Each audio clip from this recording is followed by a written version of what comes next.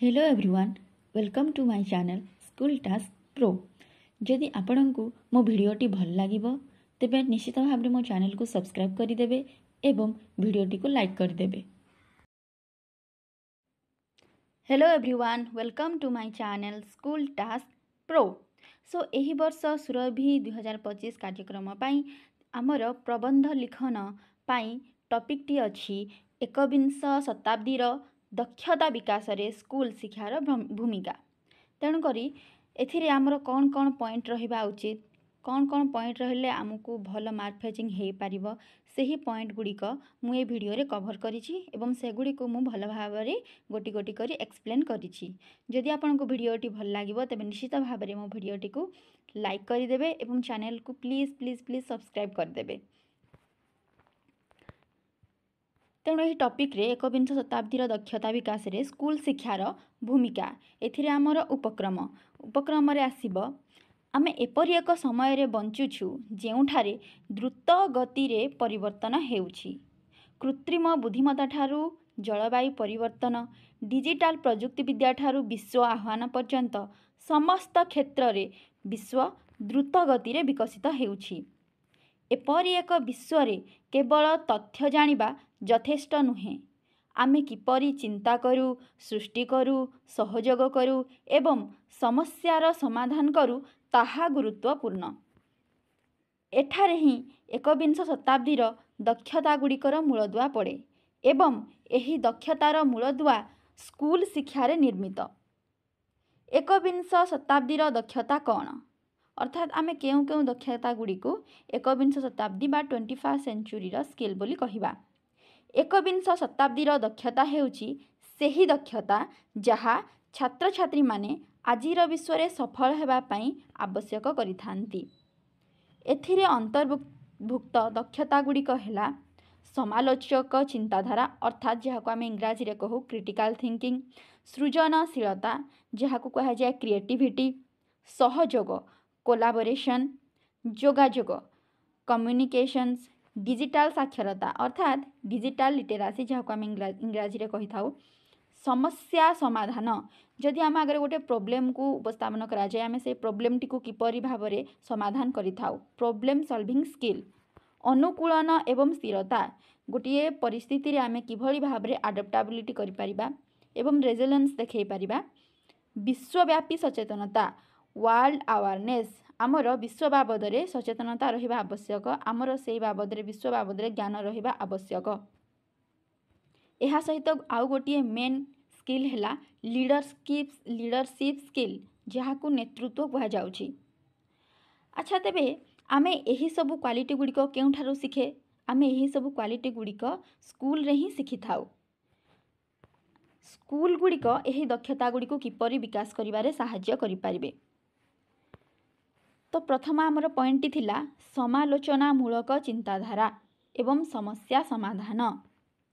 विज्ञान परीक्षण, गोष्ठी प्रकल्प एवं गणित रे युक्तियुक्त प्रश्न माध्यम रे स्कूल गुड़िक आमको रोड लर्निंग बाहर को चिंता करने को उत्साहित करिथांती। जोगाजोग दक्षता किभଳି भाव रे स्कूल आमको विकसित करियारे सहाय्य करंती। वितर्क, भाषण, प्रबंध लेखा एवं सकाळ प्रार्थना सभा गुड़िक आमको आमर धारणा को स्पष्ट भाव रे प्रकाश करिबारे सहाय्य करंती। स्कूल रे होउथिबा दलगत और सामूहिक कार्यक्रम, दलगत कार्यकलाप ठारू आरंभ करी खेल पर्यंत स्कूल आमको एकाठी काम करिबा सिखाए, जहा हेउछि जे कोनोसी कैरियर पाई एक प्रमुख दक्षता। तापर अछि डिजिटल साक्षरता। आजिर श्रेणी गृह रे आमे स्मार्ट बोर्ड व्यवहार करि थाउ, ताहा सहित विभिन्न प्रकार ई शिक्षा प्लेटफॉर्म, कोडिंग क्लास एवं एआई उपकरण मध्य व्यवहार करू। आमको डिजिटल जुग पाई स्कूल बहुत क्षेत्र रे प्रस्तुत करुछि। सृजनशीलता एवं नवसृजन, स्कूल रे होउथिबा विभिन्न प्रकार कला, संगीत, नाटक एवं विज्ञान मॉडल गुड़िक मध्य आमको सृजनशील भाव रे चिंता करिबाकू एवं नूतन धारणा उपस्थापन करिबाकू अनुमति दिए। विश्व नागरिकता एवं मूल्यबोध, सामाजिक विज्ञान, मूल्य शिक्षा एवं विभिन्न साथी सहित पारस्परिक क्रिया माध्यरे आमे सहानुभूति दायित्व एवं सम्मान भली गुणगुड़िक शिखिपारू। तेबे यही दक्षता गुड़िक आज एते गुरुत्वपूर्ण कहीं हो पड़ी। एकविंश शताब्दी रे रोबोट गणना करि पारिबो, गूगल उत्तर देबा पाई अछि, किंतु केवल मात्र मनीष ही एमिति प्राणी जीए नूतनत्व आनिबा पाई सदासर्वदा चेष्टा करुथाए, सहयोग करिपारे एवं मूल्यबोधता जहाको आम इंग्राजी रे कहू वैल्यू सृष्टि करिपारे। आज कंपनी को चाकरी पाई गले इंटरव्यू रे केवल यही प्रश्न पचारंतिनी तुमे कौन जान, बरम से माने प्रश्न पचारती तुमे जहाँ जानिच तुम पाखरे जो ज्ञान अच्छी ताकू प्रयोग करी तुमे आम पाई कौन करि पारिबो। सेथिपाई स्कूल गुड़िक विषय पढ़ाइबा सहित विचारवंतता नेतृत्व भावना एवं परिवर्तनकारी मनोभाव भली गुण गुड़िक गठन करने दिगरे गुरुत्व देवा उचित। शेषरे उपसंहार रे स्कूल शिक्षा केवल पाठ्यपुस्तक एवं परीक्षा सीमित नुहे, एक द्रुत परिवर्तनशील विश्व रे तिष्ठि रहिबा पाई आवश्यक दक्षता मूल्यबोध एवं मानसिकता निर्माण करने हेउछि आमर स्कूल एवं शिक्षक मानकर मूल लक्ष्य। आमे आम शिक्षक और विद्यालय को धन्यवाद देवा उचित, कारण सेमाने आमको पाठ पढ़ाइबा सहित आत्मविश्वास सृजनशीलता एवं साहस सहित भविष्यतर आह्वान गुड़ी को सम्मुखीन हेबा पाई आमको प्रस्तुत कराउछंती। तो सही कारणरू आमे लास्ट रे गोटे कोट लिखि परिबा, जहाँकि अल्बर्ट आइंस्टाइन को द्वारा दिया जाइथिला जे education is not the learning of facts but the training of mind to think.